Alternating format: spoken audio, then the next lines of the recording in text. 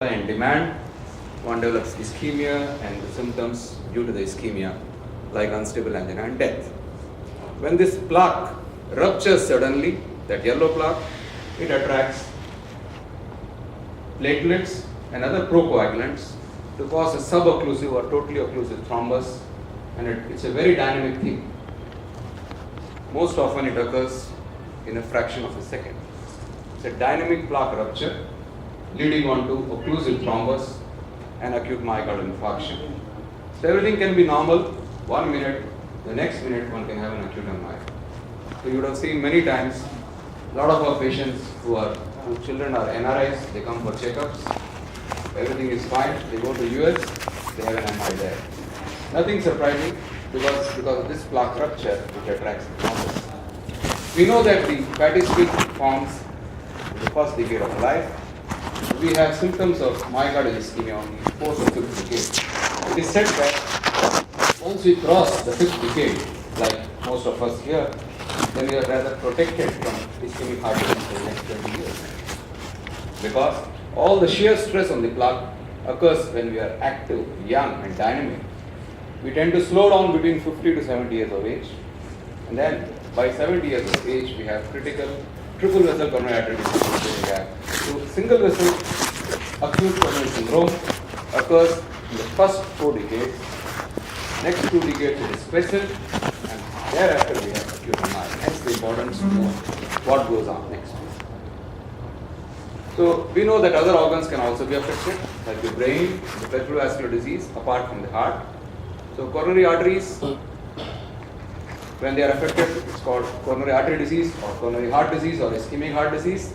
The symptoms can be angina, myocardial infarction, to even sudden cardiac death as the first manifestation of coronary artery disease. Next. So there could be no symptoms for a long period. I have done treadmill 1 hour this morning. So there's no guarantee that tomorrow morning I will not suffer an acute MI. That's the point I want to drive. Chest pain for short period on exertion, classical anginal pain, has to occur on exertion, relieves by taking rest. And myocardial infarction is severe chest pain due to death of heart. So when the chest pain lasts longer than 20 minutes, bear in mind we are probably looking at critical ischemia of the heart muscle, and time is muscle, as I'll tell in the next topic, and this can even lead to sudden death. So any chest pain which is classical anginal nature, lasts for 20 minutes or more, cannot be ignored. Next. It is the #1 killer disease worldwide. Perhaps after CA breast and CA prostate in our country, rising health awareness and government programs have led to curtailment of heart disease in our country, in the Western world, but there's an alarming increase in our country because of very bad habits, genetic susceptibility, and poor dietary control. Next. So we are perhaps the most susceptible ethnic group in the world to coronary artery disease. Whether we are here in India or we migrate to the Western world, 2 generations hence, still our grandchildren, great-grandchildren carry the same genetic risk factor as we are having. We have ischemic heart disease more common than Americans, Chinese 20 times more than the Japanese. Important point to bear in mind, it occurs at very low levels of cholesterol. We seldom see those markedly elevated cholesterol levels in our patients. We get to see these patients at a much younger age, at least 10 years younger than other communities. Our disease follows a more severe and malignant course. That's a point to bear in mind. When I said the first 4 decades of life, whenever ischemic heart disease occurs, it causes single vessel disease. It's true for all geographic locations, true for this country as well, but then we see many patients who are less than 40 and have severe triple vessel disease. We have a more malignant form of CAD. Why it should occur to me alone? Because I am genetically predisposed. Nobody can take it away from me. And you and me can't do anything about it. There's a very poor handling of fats and metabolic syndrome in our country. We are the world's diabetes capital. there is more obesity in our next generation. We are not aware of the higher blood pressure. It is said that every third Indian suffers from high blood pressure. We have a lot of environmental insults like rapid urbanization, which is unchecked, unplanned. There's a sudden change in our lifestyle. We have changed to this food in the last 10 or 15 years. I don't know about any of us.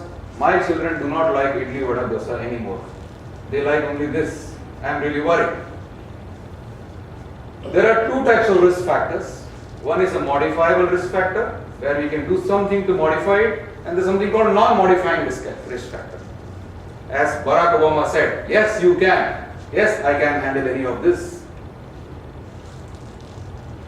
I can definitely keep the cholesterol under. Forget all the WhatsApp messages.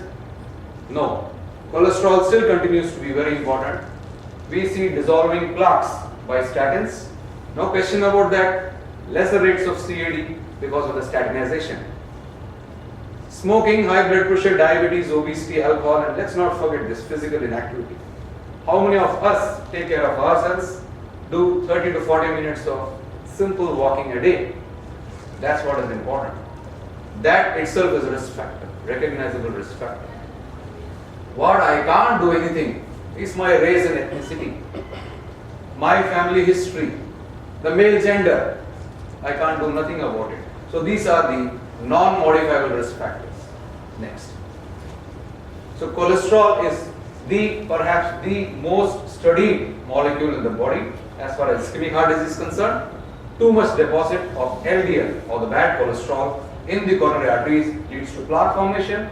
That soft plaque, when it ruptures, causes acute MI. You can dissolve the plaque by statins. Next. So we know that endogenous and exogenous sources of cholesterol, most of it is endogenous from the liver. So it's not only the food. Many patients, after they suffer an MI or come for intervention, they say, what I should eat, what I should not eat. Let's not forget that more than half of it is endogenous. And how can you burn that endogenous? Cholesterol is by workout. Next. So we know the LDL, good and bad cholesterol. I'm not going to talk about it. LDL is bad and HDL is good. Unfortunately, there is no way we can increase the HDL. The only short way of increasing the HDL is if somebody is a smoker, cessation of smoking brings up the HDL. Whatever interventions we do to get the HDL up, it increases the HDL number, does not translate into reduction of clinical events. Hence, we have given up chasing the HDL because we don't know the quality of HDL which comes up. We can increase the HDL, but it doesn't have a bearing on clinical outcomes. Next. Well, that obesity is very common in our country. People who are overweight, that is 10 to 30% more than the normal body weight, it's very easy to calculate body weight. Height in centimeter minus 100 gives you the ideal body weight. Obese people have at least 5 times the higher risk of heart disease because they have concomitant diabetes, blood pressure, and dyslipidemia. This waist-hip ratio is known to all of us. Importantly, the apple-shaped obesity is not acceptable. Central obesity is what causes all the problem in this country. Next. So this apple-shaped paunch stores body fat around the abdomen and chest, surrounding the internal organs, leads to insulin resistance, metabolic syndrome, and the aftermath. Next. Physical inactivity is by far a very, very important thing. As I said, simple walking 30 minutes a day or 150 minutes per week takes away a very important risk factor which contributes to heart disease. It leads to what's called ischemic preconditioning. Even if there are multiple blocks, it helps tide over the crisis. Next. Next. Giving up smoking. I mean, the more we talk about it, it is less. If any of us is a smoker, very important we give it up.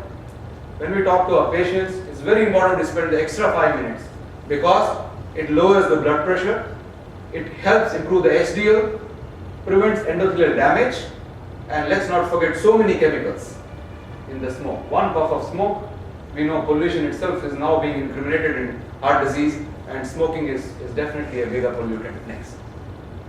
Yes, we can definitely get rid of the smoking. As we read, either you can have your leg or the smoke. You can't have both. As we used to read in thromboangiitis obliterans and Bailey law, it's very, very true. Next. Alcohol consumption. There are a lot of myths surrounding the alcohol consumption. How much, how far, it's a very fine line. 2 pegs a day, they say. But alcohol itself is a vasoconstrictor in large amounts. It has a direct toxic effect on the myocardium. Alcoholic cardiomyopathy is known to all of us. Higher levels of alcohol causes vasoconstriction, blood pressure, and problems. Daily consumption of alcohol is bad. And importantly, you may be saved from heart disease, but there's a problem, we end up with a gastroenterologist. So it's never going to be easy, never going to be fine as far as alcohol is concerned. Next. At any given cholesterol level, if you see a diabetic and a non-diabetic, the diabetic has a higher risk of heart disease and stroke, 3 times higher. A diabetic and a patient with MI, they are both weighed equally. A diabetic is considered as an index cardiac event, even if he has not survived a cardiac insult. 80% diabetics die from heart disease. So it's very important in this country, where we have become the world capital in diabetes, or going to become one. More and more patients are going to succumb to diabetes, if not directly, but due to the aftermath. Importantly, the first presentation in diabetic with heart disease might be a sudden cardiac death that we see almost on a day-to-day basis. Next. So these risk factors, they are mutually, they are not exclusive, they are multiplicative.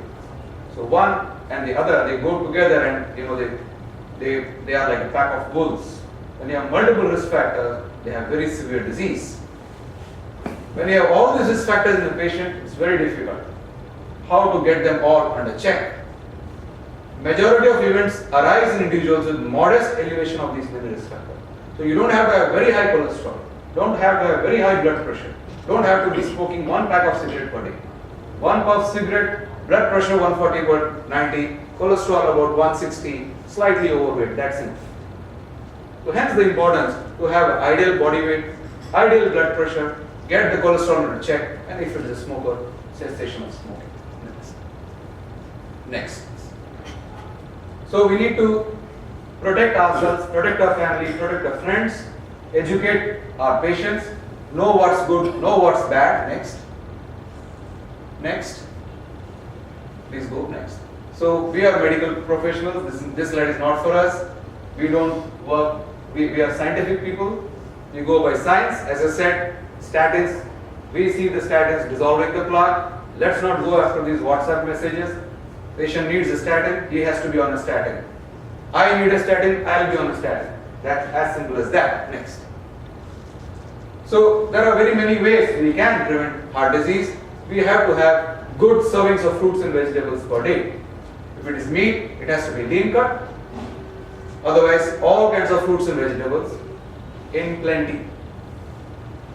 Eat a lot of grains, lot of low fat product and lean cuts. Let's switch over to toned and skim milk next. We should intake food with high calories. As I said, we should avoid all these saturated fats, all these Mac burgers on a daily basis. Once in a while indulgence is okay. Our salt consumption is perhaps the highest in the world. 6 grams, which is 1 tablespoon. I think all of us would be consuming in one chutney maybe 2-3 spoons of salt, 1 piece of pickle, 1 full spoon of salt, all our sambar, rasam spiced, all non-veg fully spiced, gravy. If it is alcohol, not more than 1 drink per day, preferably no drink per day if you are a regular drinker. Next. Let's identify those unidentified sources of fat like egg yolk, liver, butter chicken, battered fried fish, desi ghee, butter, cheese, malai, rabdi, khurcha, doda, ice cream, full cream milk. All accepted to be avoided on a regular basis. We are not supposed to eat. Hidden fat in dairy products like bakery biscuits, patties, cakes and pastries. If you are consuming this regularly while we were young, it's fine. But as we grow old, particularly at this stage in life, or if our children are addicted to any of this on a regular basis, because they are the future, we have to prevent. The whole topic is prevention. Next. There's a lot of myths surrounding what oil to use, what not to use. What I tell the patients is, You rotate the oils, preferably a sunflower oil or an olive oil. Use mixture of oils. Importantly, physical inactivity has to be discouraged. You ask the patient to do more workouts, no matter what oil they eat, it's going to be fine. Omega-3 fatty acids, fish oil, very good, proven, heart healthy. Next. Exercise, exercise, exercise. The more I tell, the less it is. Because exercise has several functions.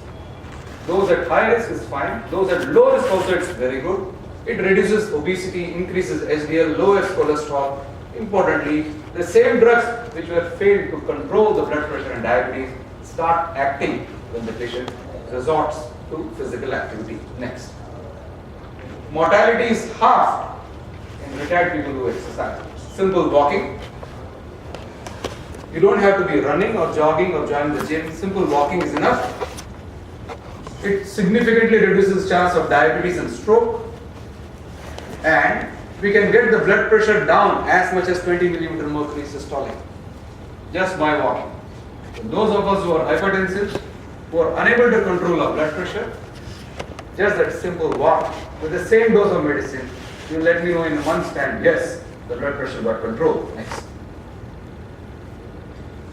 So moderate to intense physical activity, 30 to 45 minutes a day, on most days. They say 5 days a week is enough, is what is recommended. 150 minutes, simple walking. Next.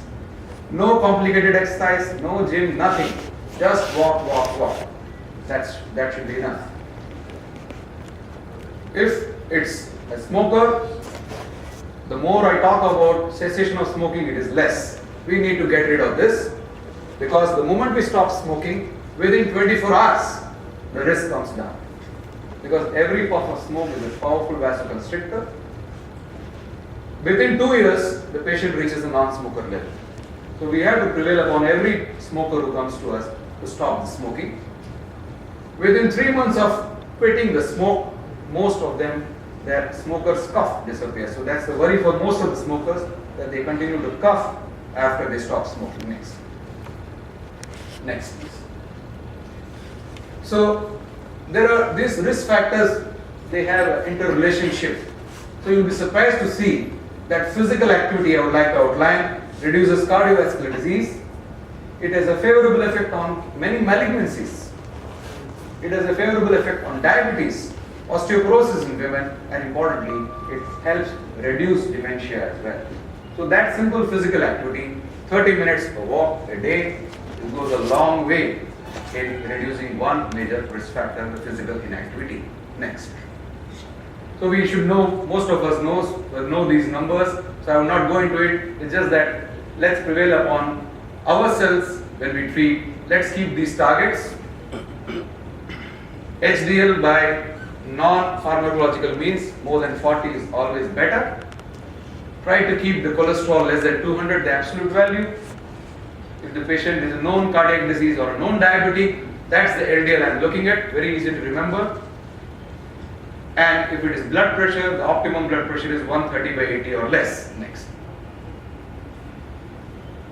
There are a lot of papers, a lot of scientific research, intravascular ultrasound based studies where it has clearly shown that the plaques dissolve by using statins. 10% reduction in blood cholesterol from baseline leads to 30% reduction in coronary heart disease deaths. So very important that we get these things down. Optimal blood pressure is 120 by 80. If it is a diabetic, it is less than 130 by 80. We need to, I have told this enough. So diet, weight, exercise, salt restriction, we have to attack all of them simultaneously. Next. So blood sugar, again, a lot of myths surrounding what is the A1C. I'm sure the diabetologist friends will point out. As cardiologists, we don't aim for the optimum sugar. We are looking at something like less than 110 fasting, less than 150 in the post meal. We keep the A1C around 7 because hypoglycemia in itself is bad as far as heart disease is concerned. Next. So this we have to do ourselves. If somebody close to us or a family member is affected, we have to make sure we eat healthy, we see what we eat, walk regularly, maintain ideal body weight, it's not difficult to find out, quit smoking, keep our weight under check. It's not that it's one-off phenomenon. We go for a walk a month and then next month we give up walking. It should not be that way. Next.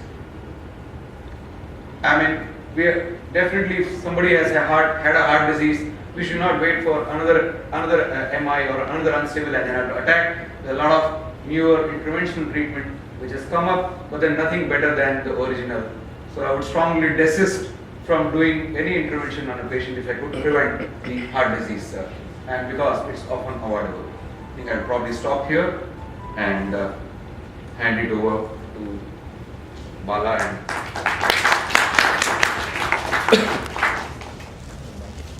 mic. Where is the mic? Mic. take Then other new. Call my mic. Hand mic is it?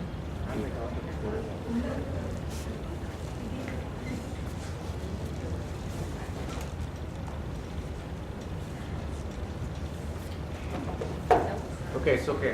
I think I'm audible enough. Yes. Discussion. Yeah, that's what. Thank you, Jaisankar, for a very informative talk. I would invite questions from the audience. Actually, like what you said, statins have been given for a long time to prevent disc loss. But what is the recent study that has been going on that statins also increase the chance of diabetes? There's something called incident diabetes, and it is said that when somebody is at risk of developing diabetes, say in the next 1 to 2 years, the statin actually hastens diabetes. It's not that the patient is eventually going to become a diabetic, but then you have to see the larger perspective. In a couple of years, he's going to become a diabetic, but he's going to be unprotected for 2 years. If he deserves a statin, he has to have one. It doesn't mean that all those who are not at risk of developing diabetes will become diabetic with statin. He's anyhow going to become a diabetic. So it's an incident diabetes, incipient diabetes, which is going to be hastened. It's not that the statin is going to make somebody a diabetic. Unlike if you see the risk of diabetes with various drugs, new onset diabetes, if that's the question, highest is with thiazide type diuretics. Next is beta blockers. Third is a statin. And for statins, there's plenty of evidence that incident diabetes or incipient diabetes, it hastens the development of impaired glucose tolerance. Per se, it does not cause diabetes. There's no destruction to beta cells. So there's no worry as far as statin use is concerned. If somebody is at high risk of coronary artery disease, I would not hesitate to use a statin. Somebody is a non-diabetic, has had a ischemic heart disease and even he should be on a statin lifelong, because it leads to what's called plaque pacification. If the plaque is pacified, it will not rupture, it will not cause acute coronary syndrome. That's very important. In fact, most of the cardiac patients, they are on borderline cases. They have early glucose intolerance at least. So considering the benefit of the statins, I That's think all. we should. Particularly all diabetics have to be on statins.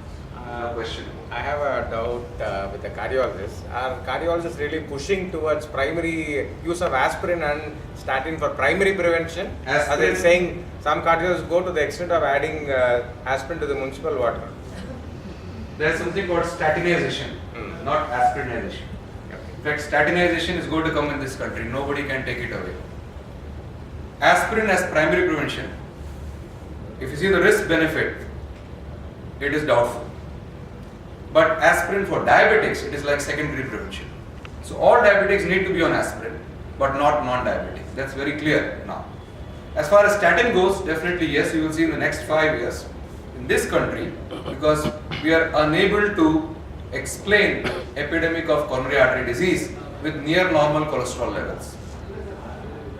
And all the statin trials which are on primary prevention have been done outside of this country, where the highest incidence of premature coronary artery disease is taking place. So they are going to push statins, and at least as a cardiologist, I would not have any hesitation in using it. Patients who are at high risk of index coronary events. So aspirin for primary prevention, no. But statin for primary prevention, probably yes. There's another thing, large cohort studies are showing increased incidence of malignancies with use of extensive use of statins. Is it proven or is it just Well, I have unfounded plenty fear? of slides owing to paucity of time. Probably I'll show you on my pen drive. There are plenty of data, plenty of trials, plenty of scientific evidence to dispute the statement, to refute the statement. Okay. And second question, obesity. The BMI targets, I believe, in Indians are is lesser than what is quoted in the West. The overweight is more than 25 in the Western standards. I think Indian standards are 23.5. That's And right. overweight and or 30 and above is obesity, and Indian standards is 28. Because we are shorter in stature. That's one. Number two, we have this apple-shaped obesity. Unlike the Western world where there's generalized obesity. So that's very different. This apple-shaped obesity leads to central obesity and insulin resistance. That's the problem. And because of our heights, which are lesser than the Western counterparts, our targets for BMI is also less. We have to have that in mind. So we see that average height in our women will be 5 feet 2, 3 inches. Men are 5 feet 5 to 5 feet 7. The Western world, they are plus 6 inches. So average woman is 5'8", 5'10". The man is around 6 feet high. So that's why the BMI targets are higher. For our country, it is going to be lower. What about that person called Neander is starting that paleo diet, saying that all even simple that leaves and our rice, making our pancreas to secrete. Well, we all heard of our junior friend, Dr. Jairaj, who had a recent acute MI. He was on a paleo diet for 2 months prior to his death. We know that high protein diet, starvation diet, liquid diet, all predispose to long QT syndrome and sudden cardiac death. You don't have to have an acute MI. It is strongly discouraged. The ideal weight loss should be 0.5 to 1 kilogram per month, something to the tune of 5 to 7 kilogram per year. This gentleman lost 10 kgs in 2 months. So we are not able to make out how it happened, but then retrospectively, definitely he was on a paleo diet, he was on a very strict weight control regime. I don't know why after all these years suddenly. It should be strongly discouraged and we should go by the accepted weight loss regime of 5 to 7 kilogram per annum, something like half a kilogram per month. Their argument is saying that take a lot of protein, avoid carbohydrate. Well then that's what high protein diet causes long QT syndrome. Cholesterol, not high proteins. They are No, high protein, lean cut meats. Lean cut meats, 10 eggs per day. Yeah. That's what is paleo diet. In prophylaxis, which statin you prefer and what is the dosage? Well, that's a very good question. There are two major statins, atorvastatin and rosuvastatin. They are the ones which are approved for primary and secondary prevention. Atorvastatin is by far the statin which has been studied extensively, much more than aspirin, as far as safety and efficacy is concerned. And all the data on secondary prevention, rather most of it, is from atorvastatin. Rosuvastatin is the statin which has been studied for primary prevention, the classical landmark Jupiter trial. Young asymptomatic individuals with near normal LDL, just about 130, with an HSCRP more than 2. All of us will have that high HSCRP. Reduction of cardiac events 45% in 5 years, Jupiter trial. So if I prefer primary prevention, I go by the weight of evidence from Jupiter trial. It's going to be a rosuvastatin. I generally prefer primary prevention only in patients who are having at least 2 major risk factors. And according to me, physical inactivity is a major risk factor. If he is physically inactive and hypertensive, even if he is not a diabetic, I would go for a rosuvastatin. But if it is an acute coronary event earlier on, patient will be on atorvastatin because of the weight of evidence attached with atorvastatin. The adverse effect on liver. It's called transaminitis. It doesn't translate into chronic liver disease or acute hepatic liver damage causing hepatic encephalopathy. No.